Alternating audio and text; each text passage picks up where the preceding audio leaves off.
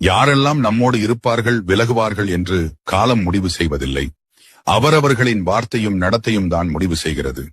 வாய் தவறி விழும் பேச்சுக்கள் கை தவறி விழும் கண்ணாடியை விட கூர்மையானது. யாரிடம் பேசுகிறோம் என்பதை விட என்ன பேசுகிறோம் என்பதை அறிந்து கொண்டு பேசுங்கள். நிம்மதியுடன் வாழ்கிறேன் என யாராலும் எளிதில் சொல்லப்படுவதில்லை. வாழ்க்கை அவ்வளவு எளிதில் நிம்மதியை யாருக்கும் தந்துவிடுவதில்லை. மற்றவர் தவறை கவனித்துக் கொண்டே இருப்பவர்கள் தன் தவறுகளை வளர்த்துக் கொண்டே இருக்கிறார்கள்.